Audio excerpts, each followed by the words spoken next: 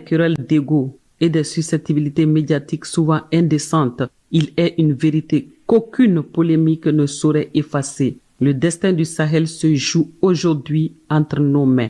Face aux forces de la division, face aux ennemis de la paix, nous devons faire corps, unir nos volontés et nos cœurs pour préserver la stabilité de notre région. Oui, il nous faut apprendre à bâtir une cité fraternelle à l'image des abeilles. Dans leur ruche, nulle rivalité, nulle jalousie, chacune œuvre à sa place du plus humble ouvrier à la reine souveraine pour produire la sève nourricière du monde. Ces créatures silencieuses mais combien sages assurent la survie de l'humanité sans jamais se vanter. Pourtant, qu'on s'en prenne à l'une d'entre elles et c'est toute la communauté qui se lève, solidaire et redoutable. C'est cette leçon que le Sahel doit aujourd'hui méditer. Seule l'unité protège, seule la solidarité bâtit l'avenir. Au Mali, comme ailleurs dans la région, les valeurs humanitaires sont ébranlées.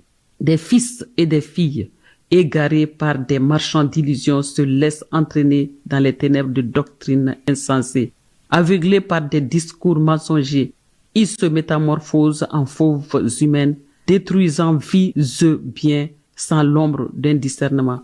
Derrière eux se cachent des mains invisibles, des manipulateurs qui, sous couvert d'intérêts obscurs, sèment la désolation pour mieux régner. Mais qu'ils sachent, ces instigateurs du chaos, qu'ils ne font pas que troubler la paix. Ils brisent des familles, ruinent des villages, hypothèquent l'avenir d'un continent. Leur œuvre n'est pas seulement criminelle, elle est maudite car elle condamne le Sahel à la souffrance et à la régression. C'est pourquoi j'en appelle à la conscience des chefs de famille, des mères et des pères que vos voix s'élèvent pour rappeler à la raison ceux qui ont pris le chemin des armes, qu'ils déposent la haine avant qu'il ne soit trop tard, avant que le sang des innocents n'engloutisse définitivement nos terres. Le Mali, le Burkina Faso, le Niger, ces nations ne sont pas la propriété d'un clan, d'une élite ou d'un parti. Elles appartiennent à chacun de leurs fils et de leurs filles, à tous ceux qui portent leur nom avec fierté. Nous sommes les héritiers d'une histoire forgée dans la dignité, la résistance et la sagesse de nos ancêtres. Préservons cet héritage, protégeons cette terre bénie qui nous ont léguée au prix de leur vie.